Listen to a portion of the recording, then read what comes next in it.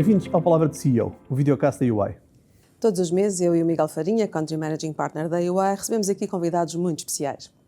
Os negócios, as oportunidades e os desafios, a forma de liderar e de inspirar as equipas, o seu contributo para Portugal e a forma como prometem moldar o futuro com confiança estão em análise nesta conversa. E trazemos aqui histórias de quem faz acontecer, quem coloca o país no sentido certo. São conversas em que cada episódio um CEO nos traz então uma forma de inspirar os outros, uma forma de contribuir para Portugal e de partilhar bons exemplos e casos de sucesso. Na próxima meia hora vamos falar com o Luís Menezes, CEO da AGEAS. Luís, bem-vindo. Obrigado.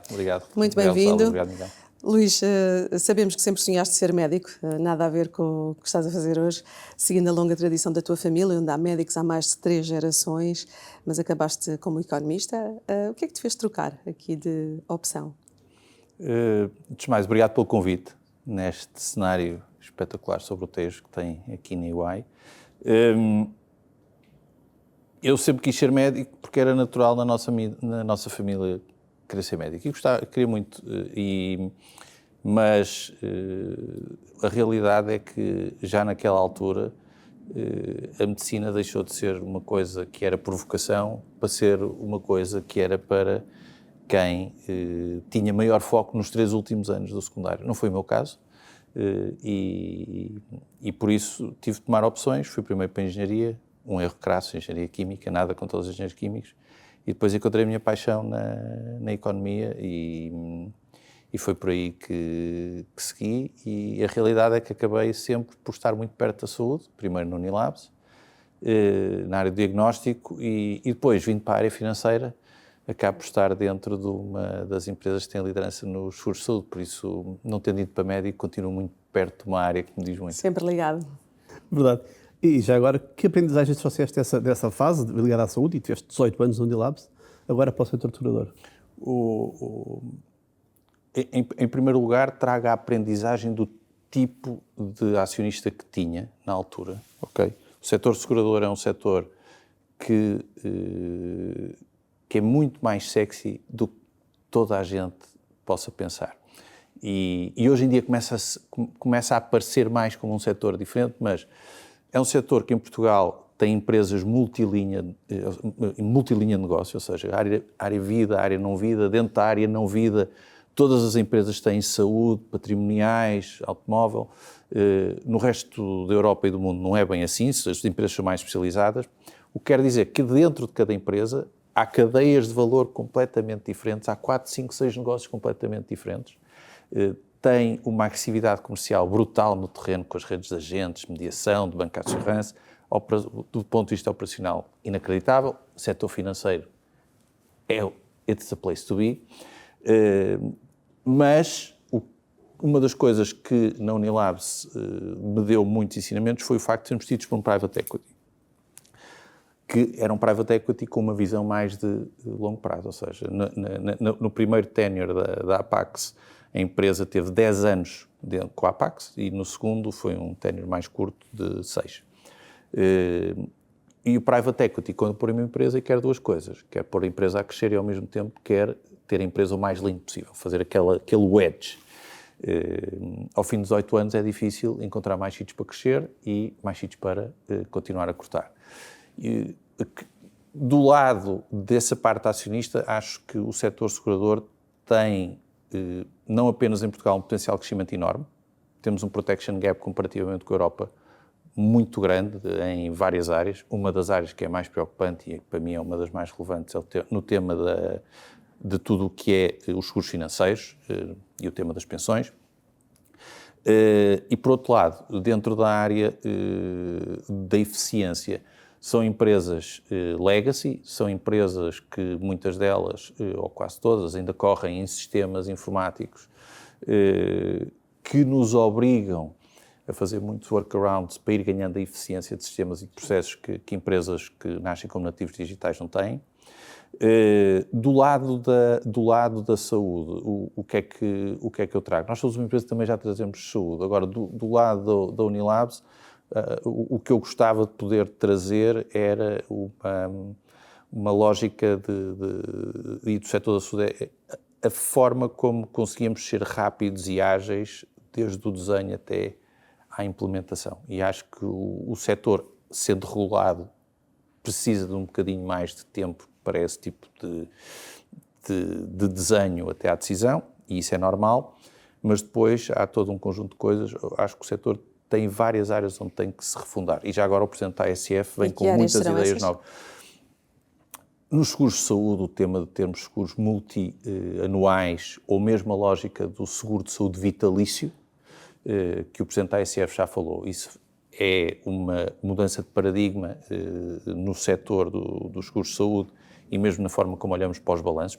Podem passar a ser balanços são hoje de curta duração para passarem a ser balanços de maior e que responde também à linha demográfica em termos nacionais, pelo menos. Corresponde, mas corresponde acima de tudo a uma necessidade de dar tempo, e outros CEOs de outras companhias de seguros têm dito isso, de dar tempo a podermos apostar em prevenção e termos os clientes connosco tempo suficiente para o risco desses clientes melhorarem e não passarem de empresa para empresa sem conseguirmos apoiar essas pessoas a estarem mais saudáveis e a trabalharmos o risco individual delas e, por isso, melhorarmos com isto o preço dos nossos seguros de saúde, por isso para as pessoas também é melhor, mas acima de tudo a sua saúde. E em que outras áreas vês refundação necessária? Como? Em que outras áreas vês a refundação como necessária? A saúde é uma delas, a outra, para mim, é a área das pensões.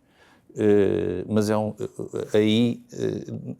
um tema onde o setor pode e deve ser uma alavanca, mas, infelizmente, quando se fala de pensões em Portugal ou em qualquer país, começamos logo a politizar o tema. Não politizando o tema e falando de factos, daqui a 20 anos, quem se reformar vai ter 40% do seu último salário.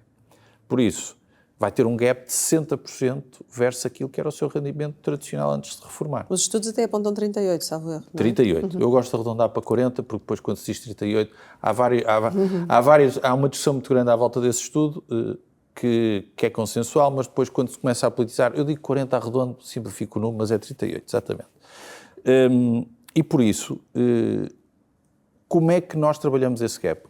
A poupar desde que se começa a trabalhar. E a realidade é que nenhum de nós três, salvo erro, teve, enquanto estudámos, uma cadeira a dizer-nos que poupança deves fazer, que preocupações é que deves ter, queres ter uma família, que preocupações é que seriam, não queres ter uma família, tens estas, queres ter uma família, tens estas, como é que podes começar a poupar, poupa aos 20 de uma forma, aos 30 de outra, aos 40 de outra, o perfil de risco tem que ir evoluindo, e mais uma vez o Presidente da ASF mete em cima da mesa esta questão de desenharmos, apoiarmos ao desenho da poupança no ciclo de vida de cada indivíduo, porque ninguém está preparado para a realidade que aí vem.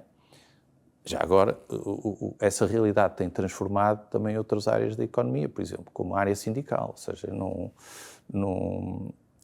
os sindicatos hoje têm uma preocupação com o tema das reformas que não tinham. A preocupação dos sindicatos hoje em dia não é tanto o tema do trabalho, é muito mais o tema das reformas, o que também está errado, não é?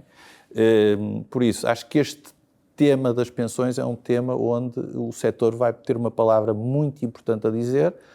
Na Europa, como um todo, isso já está a acontecer. A Comissária Maria Luísa Albuquerque está a liderar com muita força este tema das pensões. A minha questão é ver se é desta, mas para ser desta, quando chegar ao debate político, é preciso que as empresas, por um lado, e os agentes políticos, pelo outro, tenham a coragem de querer despolitizar isso, porque senão, quem chegar daqui a 20 anos é que vai ter um problema para resolver. Sim. E vês essa coragem? É difícil. O ambiente político está super poluído, não é? Acho que no outro dia era o cardeal de Setúbal, o bispo de Setúbal, o cardeal Américo Aguiar, que dizia que ir para a política é quase um suicídio. Não foi assim que ele disse, mas era uma capa de um jornal. E é assustador. Eu tive 5 anos no Parlamento, tenho imenso orgulho disso, mas o nível de escrutínio que hoje é exigido faz com que as pessoas perguntem porquê é que eu, que sou considerado na minha área uma pessoa séria, trabalhadora, onde a vida correu bem ou correu mal, mas ninguém tem nada a apontar-me. E depois, em função do que se passou, principalmente nos últimos 2 anos, vai ser obrigatório fazer um striptease pessoal que, por simplesmente, vai meter os melhores arredados da política. Esse escrutínio vai afastar as pessoas da política, consideras Já isso? está, já tenho a certeza e tenho conhecimento já que está a afastar. E vai afastar cada vez mais. E o que nós temos todos que pensar é que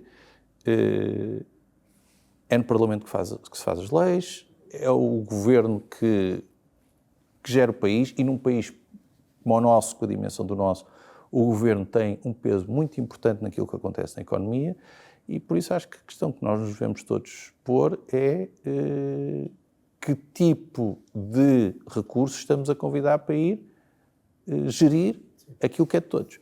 E isso é uma preocupação minha, mas o futuro dirá. Mas eu acho que os próximos anos vão ser anos onde vamos ter ainda menos pessoas a querer chegar. Eu acho que quem está hoje na política, e as pessoas, por exemplo, pessoas que foram para o governo agora ultimamente, tiro-lhes o chapéu pela coragem. Tiro-lhes o chapéu pela coragem. Verdade. Luís, um tema, e tu agora falaste pela política, anteriormente o Unilabs, o setor segurador finalmente, ou seja, várias reinvenções aqui neste teu percurso. Focando um bocadinho em ti agora, como é que defines o teu estilo de liderança e que valores transmites às tuas equipas? Eu acho que tudo o que é feito numa empresa é feito pelas equipas. Não gosto de pessoas que dizem eu fiz, eu sou, eu desenhei, eu falo sempre no plural, porque tudo o que acontece numa empresa acontece no plural. E eu acredito que nós temos, as empresas têm que, por esta ordem, servir bem os seus clientes para darmos os resultados necessários para tratarmos as nossas pessoas o melhor possível. Mas eu acredito que o ciclo é invertido, é preciso mudar as cartas. Eu acredito que equipas satisfeitas geram clientes satisfeitos que maximizam a rentabilidade de quem detém o capital. E por isso, eu acredito que a primeira coisa que temos que conseguir criar é um ambiente saudável dentro da empresa, mesmo em alturas difíceis.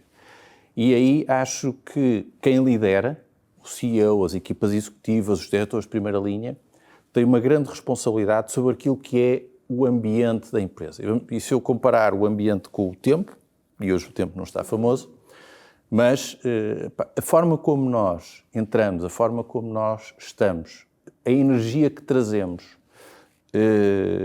são a primeira definição perante as pessoas que nos veem todos os dias de como é que vai ser o tempo no resto da empresa. Ou seja, eu acho mesmo que as lideranças definem as condições meteorológicas na empresa. E isso faz com que, nos tempos difíceis, temos que carregar nós mais a energia, sendo que carregamos o peso, mas temos que ir buscar forças onde às vezes não temos, e temos que ir às nossas equipas para fazer o mesmo. Eu acredito muito na importância da noção de equipa, e trabalho muito o tema das equipas se conhecerem, primeiro, cada um conhecer-se a si próprio. Nós, por exemplo, estamos a fazer agora um programa com wearables e com apoio de fisiologistas e com apoio de médicos, que é um programa individual, completamente confidencial para cada um, mas para as pessoas primeiro tratarem de si, porque se as pessoas não tratarem de si, não tratam das suas equipas, e se não tratarem das suas equipas, as equipas não entregam, a empresa não entrega. Por isso eu acredito, primeiro, cada um tem que tratar de si, nós podemos dar essas ferramentas, depois temos que tratar da equipa e também temos que dar ferramentas às equipas, temos que dar tempo às equipas se fazerem equipas, o que é difícil num ambiente de trabalho híbrido, porque sendo eu um defensor do trabalho híbrido, sou também uma pessoa que acredita que só se cresce no escritório. Qual é que é a regra de presencial e na remoto? AGEAS, a regra é de 3 dias no escritório e 2 em casa. É uma regra que eu vou defender a 200%. Porque acredito que pode e deve ser, hoje em dia já não é diferenciador, mas é importante, desde que se cumpra e desde que nos dias em que se está no escritório, os líderes trabalhem em equipa. porque eu ouço falar de várias empresas, de vários setores que têm 5 dias em casa, não se faz equipas por Teams. Mas por isso é o tema do indivíduo, o tema da construção da equipa e depois de como é que estas equipas interagem umas com as outras, é isto que faz uma empresa. Ou seja, uma empresa é quase um organismo que tem diferentes órgãos que têm que interagir uns com os outros. E se não interagem, o organismo entra em desequilíbrio. Por isso Claro. eu acredito muito em dar, no tema do empowerment individual, o tema da saúde e de cada um tratar de si é uma coisa que para mim é muito importante, porque tive sobressaltos no passado e por isso termos essas ferramentas é essencial, mas acima de tudo vermos a empresa como um espaço para crescermos. No teu estilo de liderança já referiste que o superpoder de um líder, estou a citar, está em não repetir erros. Que erro é que te ensinou mais e como é que aplicas esse ensinamento hoje? Tive vários, mas vou dar dois exemplos. O primeiro exemplo foi quando nós estávamos a fazer o buy and build, ou seja, nós estávamos a comprar muitas empresas e em 2009, com a entrada do FMI, o setor das análises teve uma descida muito grande de preços e tivemos que fazer várias centralizações. E no papel fazia sentido fechar um laboratório numa cidade pequena no norte do país. Íamos ganhar algum dinheiro com essa centralização. A realidade é que fechámos o laboratório desapareceu operacionalmente, passou a ser um posto de recolha e perdemos muito mais dinheiro com as vendas que perdemos ali do que com as poupanças que fizemos. E a partir desse momento, a minha preocupação, e nos seguros é igual, porque, ou seja, é um mundo muito capilarizado, é preciso distinguir bem o que é que a falta de presença local vai implicar de um ponto de vista comercial. O grande erro que eu fiz, o maior que eu fiz e que não volto a fazer, foi o tema do apoio à vacinação no Covid, onde nós fomos uma das empresas que teve a sorte, a Unilabs, de estar presente e de poder ajudar e também foi financeiramente muito rentável para a empresa, como um todo a nível europeu, mas quisemos ajudar, envolvemos com o Estado. É uma história que tem muitos detalhes, mas o detalhe mais importante é que houve uma coisa que não correu bem e toda a gente na região e no país queria muito e acreditava naquele modelo. Era um modelo que dava a fazer 2.000 vacinações por dia. Estávamos a fazer aquilo gratuitamente, era um projeto de 2 ou 3 milhões de euros. O Estado é um animal que rapidamente se vira contra o privado e passa do maior parceiro para nem sabemos de nada. E não vale, a minha lógica é, não vale a pena arriscar quando não conhecemos o contexto. Quando dizes que não voltarias a fazer essa parceria com o Estado, nesse caso? Não, o que eu quero dizer é, não conhecendo o contexto a 200%, nós não trabalhávamos muito com o Estado diretamente, trabalhávamos e por isso, o que eu digo é, às vezes queremos dar um passo lateral para a empresa fazer mais qualquer coisa, seja para ajudar ou para ganhar uma nova área de negócio, e não conhecendo o contexto podemos pôr a companhia em risco. E por isso, esse é o meu maior ensinamento. Por isso, muitas vezes estamos a fazer, para dar um exemplo, uma empresa de seguros agora quer fazer pontos, para dar um exemplo completamente absurdo. Os riscos ao qual vamos expor a empresa são, alguns podemos imaginar, mas na sua maioria são desconhecidos e por isso não vale a pena. Queremos ajudar, o que eu tenho dito é, da próxima vez, o que é que eu faria se eu quisesse ajudar? Arranjava alguém que soubesse fazer isto e punha-os a fazer. Operacionalmente, se calhar, não iam ser tão eficientes como nós, mas tinham mais conhecimento do contexto. E por isso, o tema do conhecimento do contexto, quando vamos para áreas novas, para ajudar ao negócio, são essenciais. Luís, falando em desafios, o setor segurador, e falaste nisso alguns, enfrenta vários obstáculos, riscos cibernéticos, alterações climáticas envelhecimento populacional. Como é que a AGA está a preparar para responder a estes riscos emergentes? Em primeiro lugar, é preciso que os clientes vejam esses riscos emergentes como relevantes. E nos riscos cibernéticos ainda não é visto, ou seja, o que nós vemos é quando acontece alguma coisa numa empresa com alguma dimensão, há um ligeiro aumento. Quando acontece alguma coisa numa empresa com alguma dimensão em determinada região e há um passa-palavra, há um ligeiro aumento, mas o reconhecimento desse risco ainda não está lá.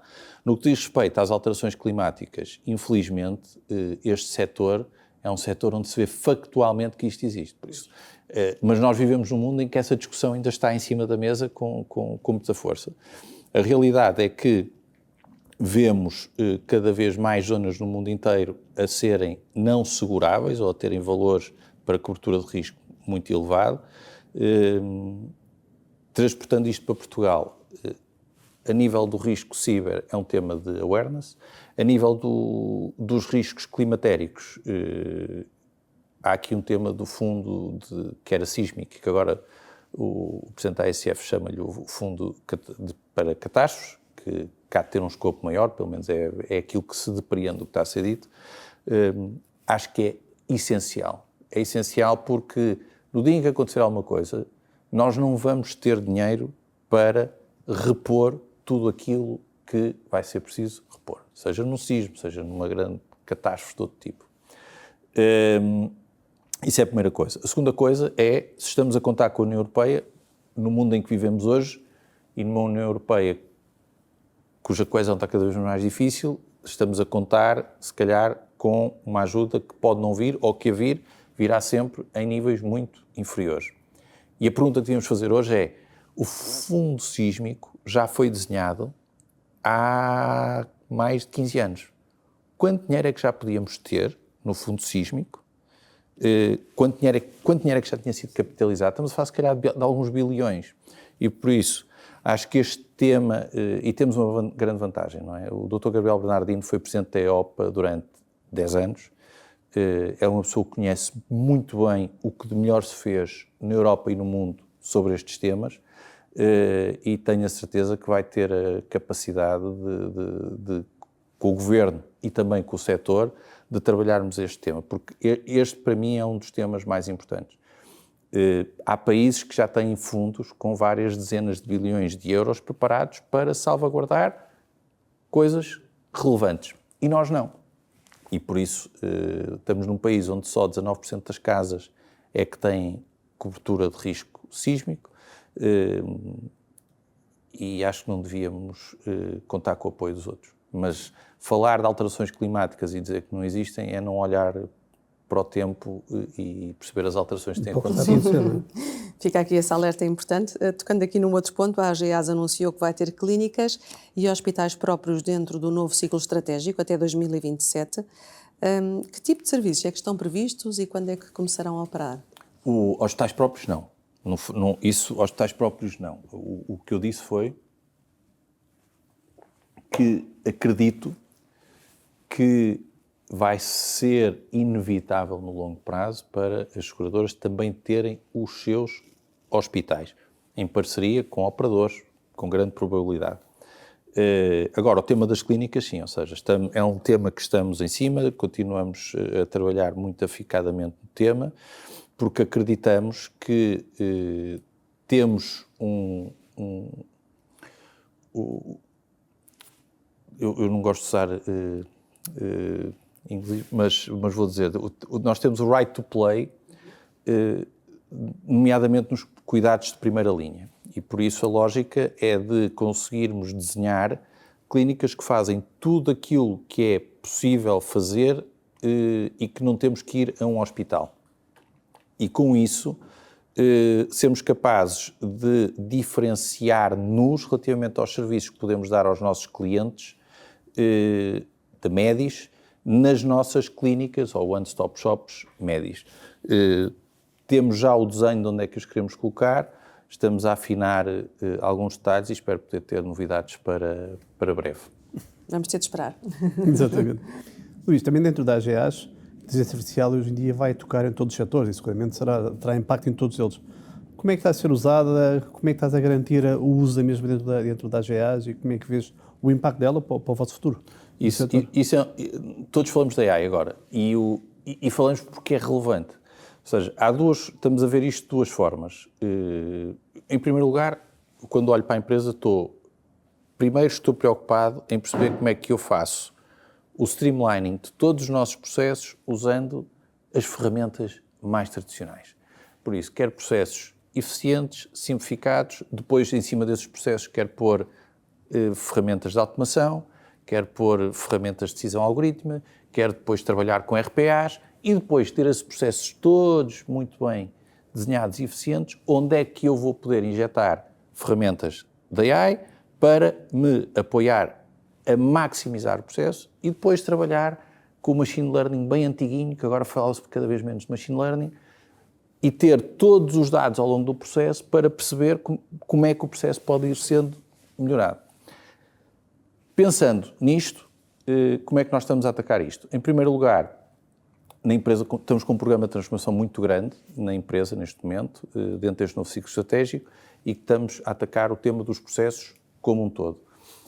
Ao mesmo tempo, estamos a experimentar com inteligência artificial em várias áreas, mas de forma muito segmentada. Por exemplo, temos um projeto na área dos reembolsos da Médis, onde automatizamos o sistema de reembolsos com um LLM e que está a ter um imenso sucesso. É muito mais rápido para os clientes, é muito mais eficiente dentro da companhia e liberta-nos recursos para verem com mais atenção os 10 ou 15% dos processos que não passam. E isto é uma coisa que eu acredito muito. Nós sempre melhoramos o processo, melhoramos a vida para o cliente e ganhamos eficiência na empresa e libertamos recursos de estarem a fazer coisas que são de pouco valor acrescentado. Por isso, mas eu sou um realista. Não vou falar aqui de um mega projeto AI, porque nesta fase estamos a querer perceber como é que vamos abordar todo o tema da AI dentro da empresa. Depois há um tema, que é o tema do aumento da produtividade individual. E aí, por experiência própria, aquilo que eu tenho dito é preciso usar estas ferramentas para perceber como é que elas podem maximizar a nossa produtividade e a sua utilização. E não vale a pena querermos sonhar e fazer o deployment destas ferramentas e dizer agora toda a gente tem acesso ao ChatGPT, ou ao Copilot, ou o que for, porque se calhar só 20% das pessoas é que vão usar e só vamos ter 10% de super users. Por isso, há aqui, mesma forma como estas ferramentas estão a ser licenciadas, na minha visão, e tenho tido essa discussão com algumas das empresas que têm falado connosco, quer dizer, eu por mim até tinha toda a gente a usar. Mas isto tem que ser pago em função da utilização, porque toda a gente começa com muito interesse e depois o interesse cai. E os super users são 5, 10%. Por isso, há este lado da produtividade individual e acho que ainda ninguém fez verdadeiramente o crack the code disto. Sim. É a minha opinião pessoal, posso estar enganado. Estou muito de acordo. E depois, relativamente ao tema do AI, sim, estamos a olhar para o tema, mas estamos a olhar para o tema de uma forma estruturada para podermos fazer um deployment na empresa que vai ter que primeiro ser a gatinhar, depois a andar e um dia mais tarde a correr, mas também vai demorar tempo. E quem diz isto em empresas legacy, quem diz isto de outra forma em empresas legacy, dou os parabéns pela ambição, mas queria perceber como é que vai ser a execução, é o que eu costumo dizer. Já fizemos aqui uma viagem pela AGAs, pelos vários caminhos e negócios. Entraste em maio de 2024 na firma, 6 meses depois assumiste a liderança. Qual é que foi, até aqui, o teu maior desafio que enfrentaste e como é que o superaste? O maior desafio foi fazer Houve 2 grandes desafios, mas o primeiro foi fazer o rewiring de todo o meu cérebro para um novo setor. E isso foi uma coisa que eu não tinha experimentado. Eu tive muito apoio por parte da empresa, por parte das equipas. As pessoas foram espetaculares comigo e tiveram muita paciência. Tive imensa formação e o regulador obrigou-me a ter mais de 200 horas. Não me obrigou, mas o programa de formação que foi desenhado foi um programa com mais de 200 horas de formação. E por isso, este rewiring do cérebro foi uma coisa que cansou muito mais fazer várias maratonas. E quando eu falo com outras pessoas que mudaram de setor, em Portugal algumas e outras fora, todas falam disso. Foi extenuante. Ou seja, de maio de 24 até março de 2025, tinha o cérebro completamente esgotado ao fim de cada dia.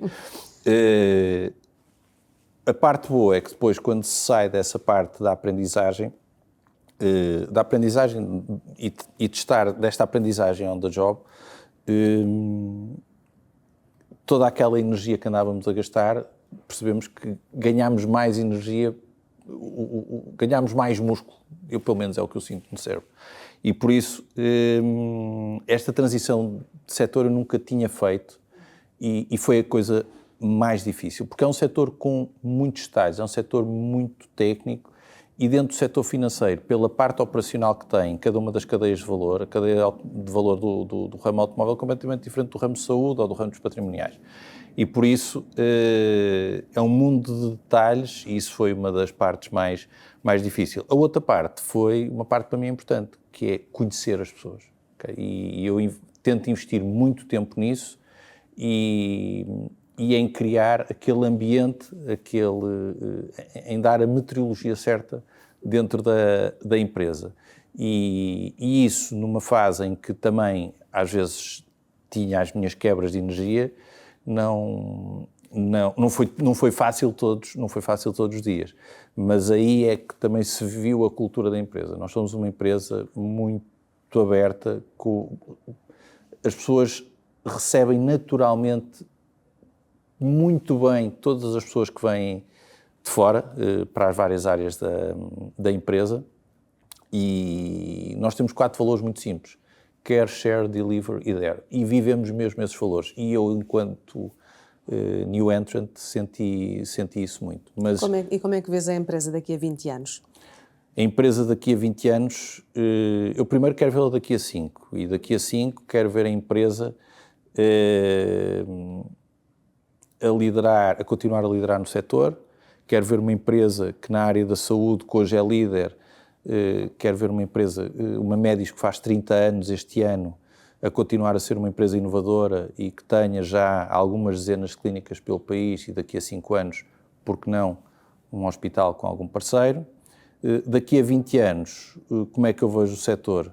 Vejo o setor muito mais consolidado, vejo um setor completamente automatizado em várias áreas, vejo um setor onde os riscos são todos eles consolidados, não por país, mas se calhar, porque não, a nível europeu, mas vejo também um setor onde a consolidação acho que vai acelerar muito fortemente, pelo menos na Europa, nos próximos anos. Porque é um negócio de escala, é um negócio onde a colocação de risco implica escala e nós, enquanto empresa, temos feito esse caminho, ou seja, fizemos várias aquisições nos últimos anos, o Grupo AGEAS como um todo. E vão continuar? E isso tem que se perguntar ao CEO do Grupo AGEAS. Eu só tenho responsabilidade aqui em Portugal e aqui em Portugal estamos a olhar para todas as oportunidades que possam aparecer no setor segurador e vamos crescer no setor da saúde. Mas acima de tudo, daqui a 20 anos, espero que tenhamos sido capazes de olhar para o tema da poupança e de termos feito a diferença para o país a apoiar esse gap que vamos ter. Esse, se calhar, era a cereja no topo do bolo. Se calhar o mais difícil. Mas já era uma mudança muito significativa no país e muito importante. Luís, mas se calhar é um bocadinho isso. A minha pergunta seguinte era: qual é o legado que gostarias de deixar na AGEAS? Eu não acredito em legado, porque quando nós mudamos as empresas, nós estamos CEOs. Isto não é só um dizer, é a realidade. E quando saímos, as empresas continuam e têm vida própria, ainda bem. O que eu gostaria de deixar era uma empresa mais sólida para que a próxima pessoa que venha consiga construir em cima do ciclo que vamos fazer agora enquanto equipa e consiga poder chegar a uma empresa que está mais sólida, mais preparada para os desafios na altura em que seja agarrada e que essa pessoa, quando a agarrar, possa fazer o fine-tuning que naquele momento seja o necessário para a empresa. Não acredito mesmo em legado, eu acredito em 2 ou 3 coisas. Empresas continuam, nós vamos parar todos ao mesmo sítio e o meu legado é o meu filho. Só tenho um. Por isso, espero só deixar uma empresa mais forte e preparada para quem queira agarrar nela, não esteja preso a decisões que tenhamos feito, que podem ser erradas para daqui a 5, 10 ou 15 anos. Isso é o que eu acho que todos os gestores deviam deixar, porque quando deixamos de ser CEO, entra outro e espero que essa outra pessoa possa agarrar a empresa muito melhor que eu. Luís Meses, muito obrigada por esta entrevista. Luís, muito obrigado pela tua presença aqui. Foi um prazer ter connosco Luís Meses, CEO do Grupo AGAs. Já sabe, voltamos todos os meses com novos convidados. E os episódios ficam disponíveis no site da EY, no YouTube, no Spotify e, claro, nas redes sociais. Acompanhe-nos.